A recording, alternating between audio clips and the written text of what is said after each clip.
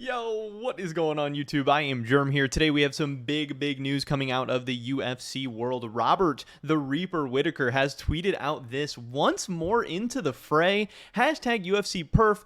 Hashtag UFC 284, hashtag Reaper Nation at UFC and at UFC Aus New Zealand. And the picture is obviously this: UFC 284 Whittaker versus Costa middleweight bout February 12th in Perth, which, of course, if you don't know, that is a city in Australia. The UFC is headed back to Australia in February of 2023, and apparently Robert Whittaker, the Aussie, is going to be on this card. Now, hey, we don't quite know what exactly this fight's going to be yet. I assume it's not going to be the main event, even though this is a very big fight. We know that currently, present day, modern UFC really likes to have title fights at the headline of their pay-per-view events. We hardly ever, except for, I think in 2022, the only one was Colby Covington versus Jorge Masvidal was the only non-title fight pay-per-view main event. That could be a lie, but I believe that that's accurate, at least off the top of my head.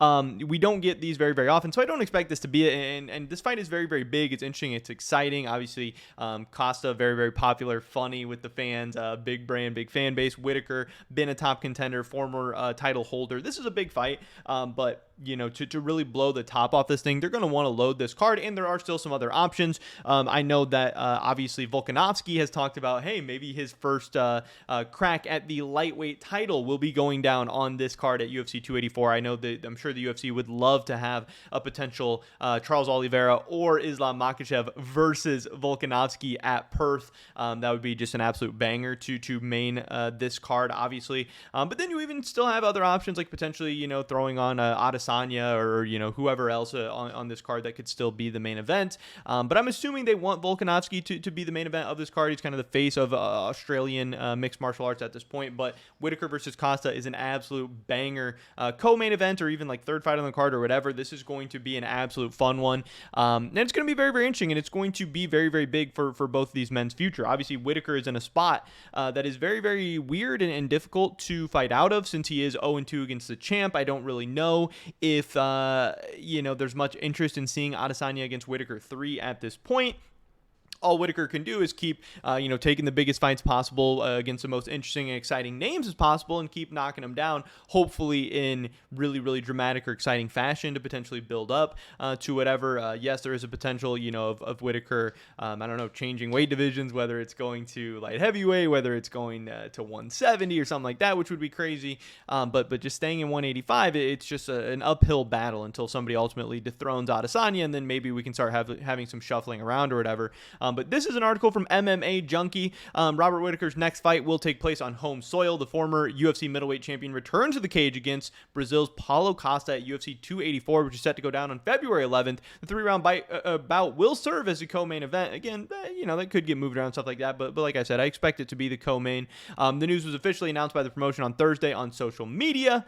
Whittaker is coming off a dominant unanimous decision win over Vettori. Costa recently snapped a two-fight losing streak, the first ever defeat in his professional career, by edging out Luke Rockhold. Obviously, that was a fun and exciting fight as well. Costa, if he wants to get back into the title picture, you know, taking down Robert Whittaker could be a way to fast track that, and maybe him getting his rematch against Adesanya, which obviously did not go very well for him in the last battle, but also you know, losing this unanimous decision to Vettori was not really helping his case as well. You know, Costa is going to have to prove that he can continue to make the weight and continue to show up in these big fights and continue to have nice performances. And again, Whittaker just needs to prove that he is the guy in this division, which he has largely done over the past couple of years. You know, win over Till, win over Cannonier, win over Gastelum, win over Vettori.